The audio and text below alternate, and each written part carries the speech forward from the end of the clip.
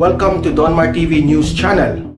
Davao City Mayor Sara Duterte has withdrawn her candidacy for re-election in the 2022 polls. Meanwhile, her younger brother, Vice Mayor Sebastian Duterte, also withdrew his re-election bid and will be gunning for the city's top post instead. Our Davao City correspondent, Marisol Montano, will give us the details live. So Marisol, what is the reason why the Duterte siblings suddenly changed their plans?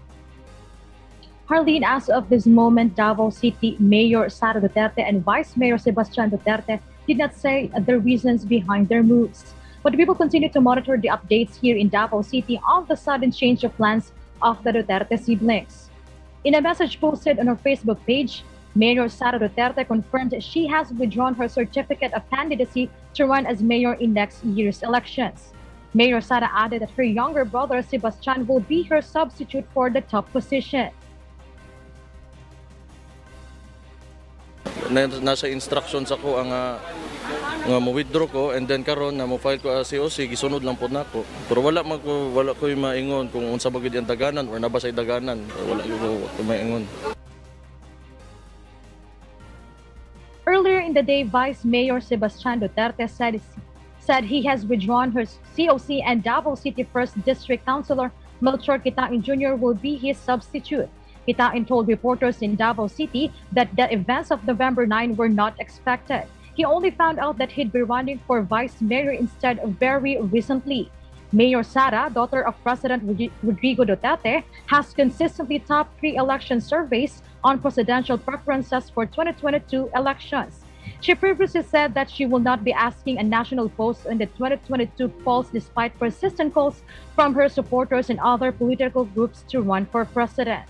Meanwhile, Senator Christopher Bongo reveals that his vice presidential bid may still change. In an event in Antipolo City, Go became emotional, saying that a change will happen in the coming days as the November 15 deadline for substitution looms. He also lamented the dirty politics in the country. When asked if his party, PDP Laban Kusi faction, is talking to other candidates who may replace their standard bearer, Senator Ronald De La Rosa, Go says it will depend on the decision of the party leadership. Sa partido na po yun, ang nakakaalam nun yung party leadership na po. Ako naman, matagal ko nang sinabi, 100% po ako seryoso as candidate for Vice President. He adds President Duterte has 51% chance of running in the Senate because of some unfinished business. First time ko pong naluha sa speech. Alam niyo bakit? Mabablitaan niyo po sa mga susunod na oras. Alam niyo,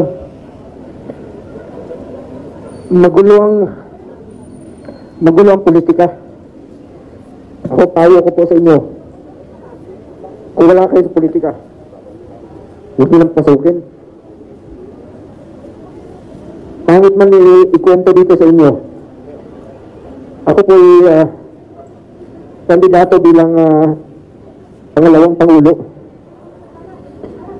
Pero marami pong mga pangyayari sa mga nakaraang oras na ayaw ko, mahirap niyong maintindihan sa politika. 38 days na po akong kandidato bilang Vice President. Pero siguro dahil sa pagmamahal ko sa ating mahal na Pangulo, tagal po ako nagtrabaho sa kanya. Kilala ko po sa yung pagmamahal niya po sa tao.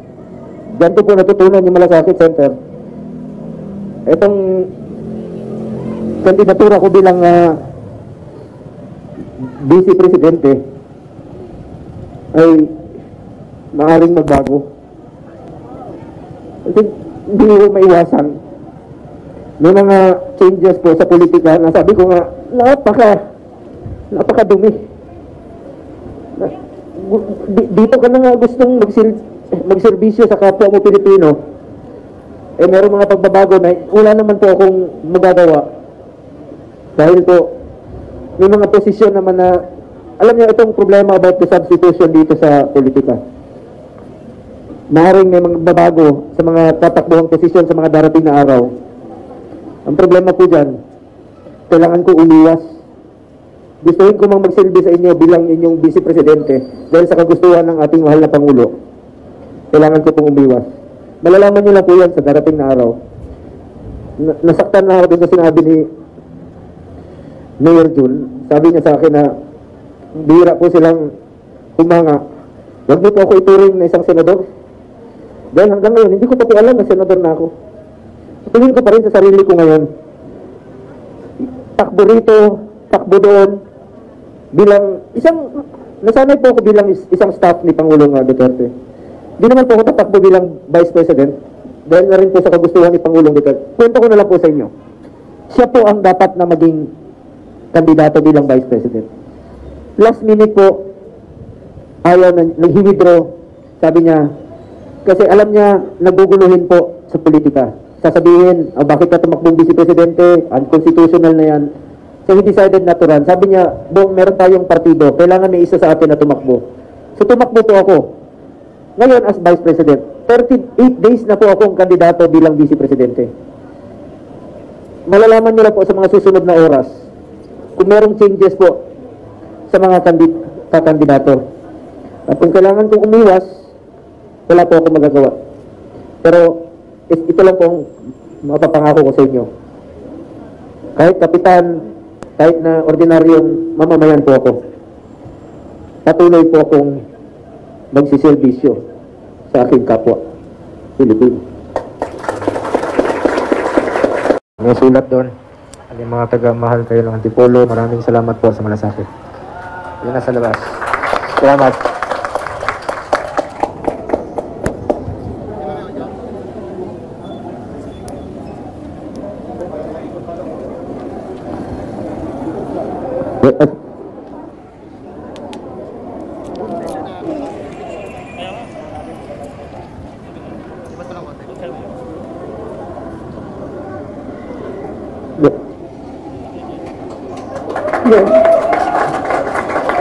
First time ko pong naluha sa speech. Alam niyo bakit? Mabablitaan niyo po sa mga susunod na oras. Alam niyo,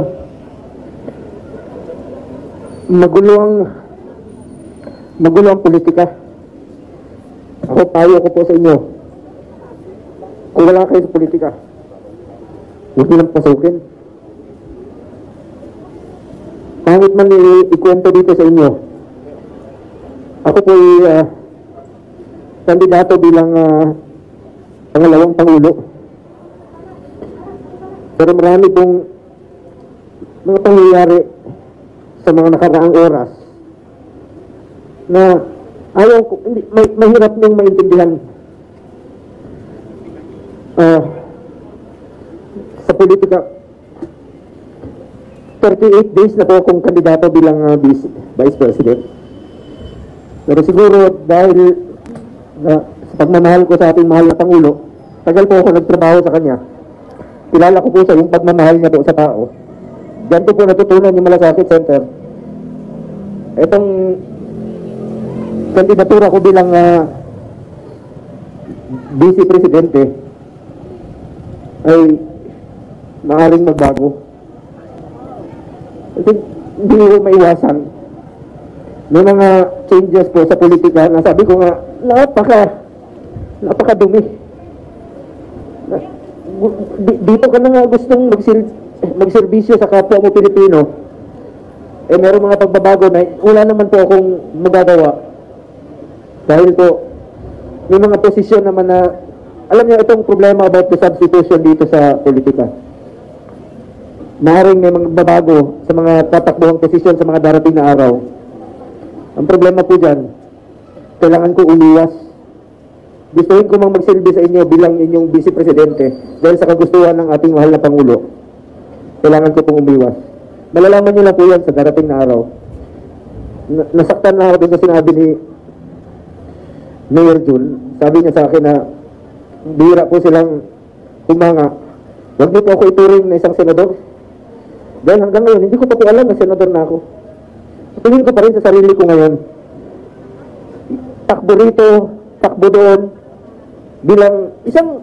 Nasanay po ako bilang isang staff ni Pangulong Duterte. Di naman po ako tatakbo bilang Vice President dahil na rin po sa kagustuhan ni Pangulong Duterte. Kwento ko na lang po sa inyo. Siya po ang dapat na maging kandidato bilang Vice President. Last minute po, ayaw na, nag-withdraw.